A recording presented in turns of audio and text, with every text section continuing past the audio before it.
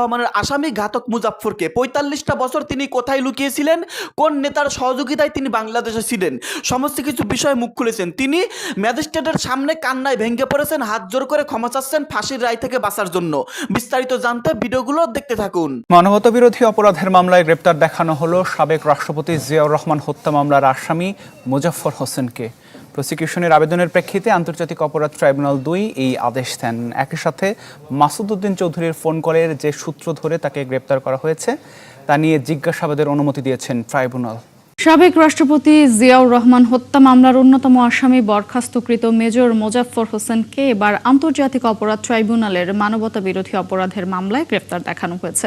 প্রসিকিউশনের আবেদনের প্রেক্ষিতে আদালত তাকে গ্রেফতার দেখানোর আদেশ দেন। একই সঙ্গে তদন্ত সংস্থাকে ২ দিনের জিজ্ঞাসাবাদের অনুমতি দিয়েছে ট্রাইব্যুনাল। শহীদ প্রেসিডেন্ট জিয়াউর রহমান হত্যা মামলায় গ্রেফতার আসামি অবসরপ্রাপ্ত মেজর মুজাফফর ট্রাইব্যুনালে স্বীকারোক্তিমূলক জবানবন্দি দিয়েছেন। আজ মুজাফফর হোসেন আন্তর্জাতিক ট্রাইব্যুনাল।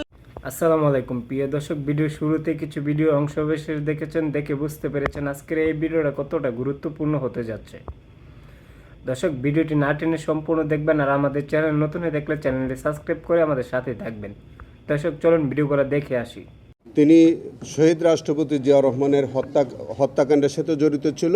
তিনি আত্মগোপনে থেকে এই মানবতাবিরোধী অপরাধে মাসুদ উদ্দিন চৌধুরী সহ সরকারের সাথে তার একটা সংশ্লিষ্টতা ছিল। আপনারা জানেন যে মাসুদ উদ্দিন চৌধুরীকে আমরা সেই মিস কেসে গ্রেফতার করেছিলাম। সেই মাসুদ উদ্দিন চৌধুরীকে আমরা রিমান্ডে নিয়েছি, জিজ্ঞাসাবাদ করেছি। তার কাছ থেকে আমরা কিছু তথ্য পেয়েছিলাম। তারই সূত্র ধরে আমাদের ইনভেস্টিগেটিং অফিসার তিনি যখন ইনভেস্টিগেশন করতে গেলেন, তখন তার সাথে এবং তার পিএর সাথে জনৈক ঝন্ডু নামে একজন ব্যক্তির কথোপকথনের সূত্র পাওয়া গেল। তারই ধারাবাহিকতায় আমরা পরবর্তীতে জানলাম যে সেই ঝন্ডু আর কেউ নন, তিনি মেজর অবসরপ্রাপ্ত মোহাম্মদ মুজাফফর হোসেন।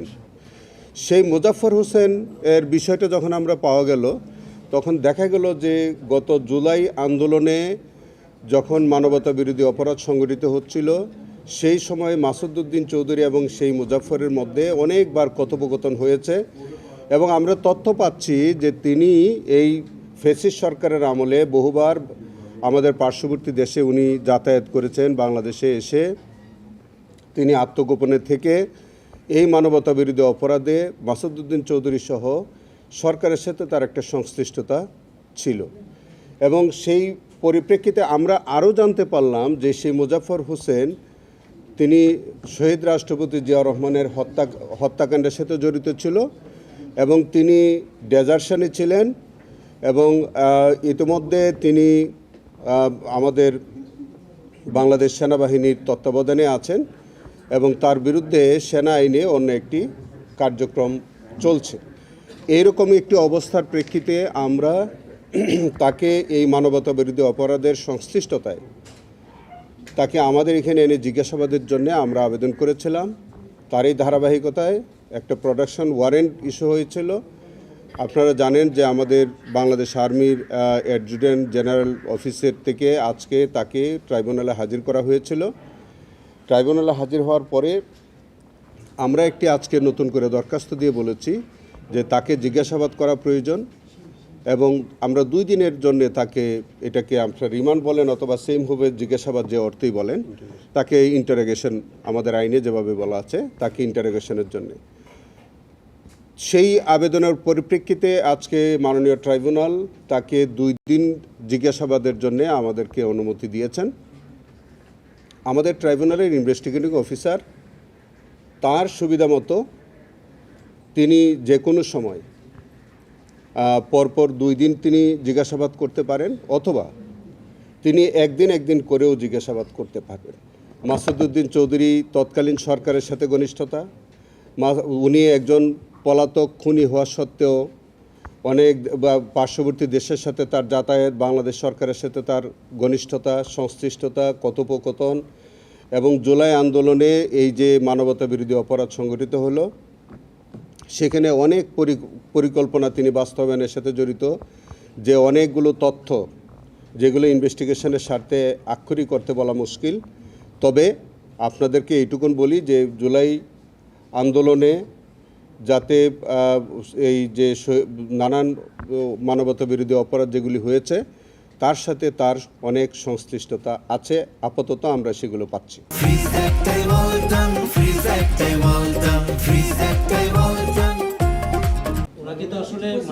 তাকে কি কোনো সুনির্দিষ্ট মামলায় অ্যারেস্ট করা হয়েছে কিনা, জুলাই মামলায় হয়েছে কিনা?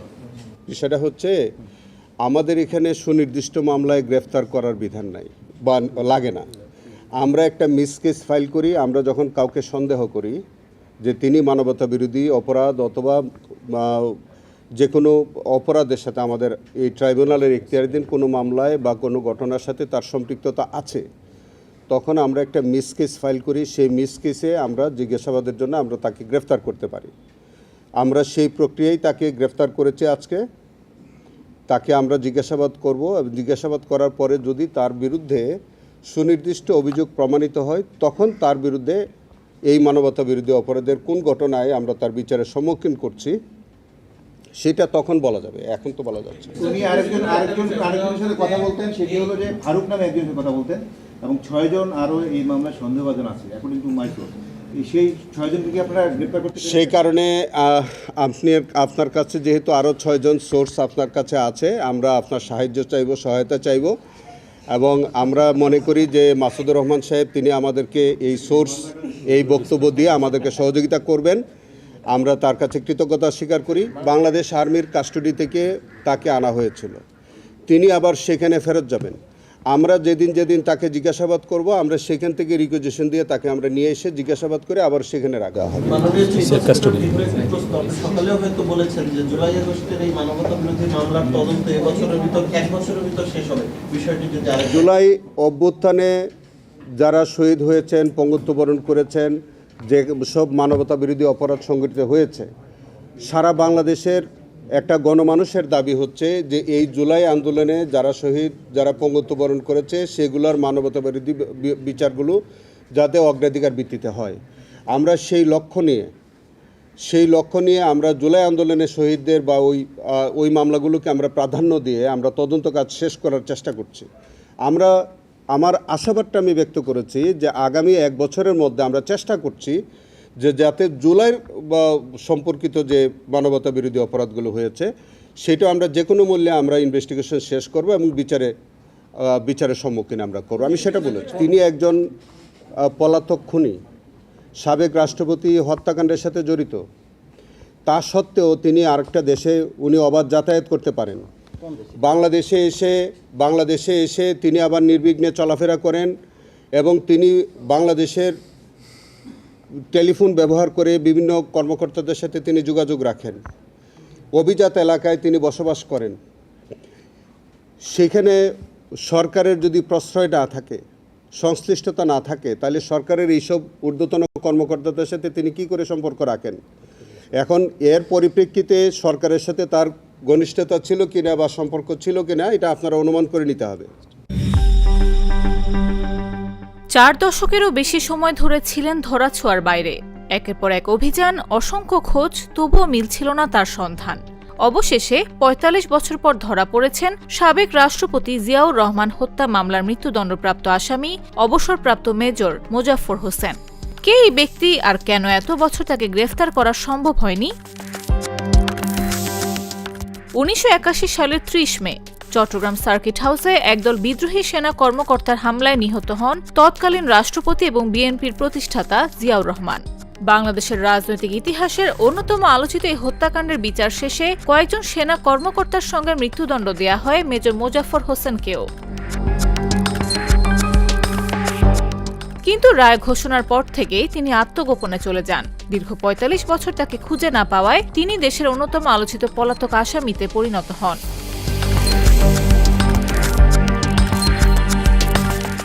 অবশেষে গোপন গোয়েন্দা তথ্যের ভিত্তিতে ঢাকা মহানগর গোয়েন্দা পুলিশ বনানী ডিওএইচএস এলাকা থেকে তাকে আটক করে।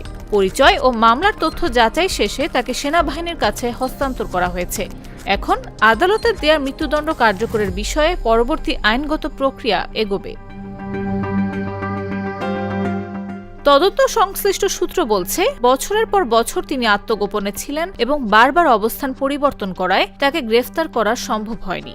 তবে সাম্প্রতিক গোয়েন্দা তথ্যের ভিত্তিতে তার অবস্থান নিশ্চিত হওয়ার পর বিশেষ অভিযান চালিয়ে তাকে আটক করা হয়। ডিবির অতিরিক্ত কমিশনার শফিকুল ইসলামও জানিয়েছেন, বনানী ডিওএইচএস এলাকা থেকে অবসরপ্রাপ্ত সেনা কর্মকর্তা মেজর মোজাররফকে আটক করা হয়েছে এবং তাকে জিজ্ঞাসাবাদ করা হয়েছে।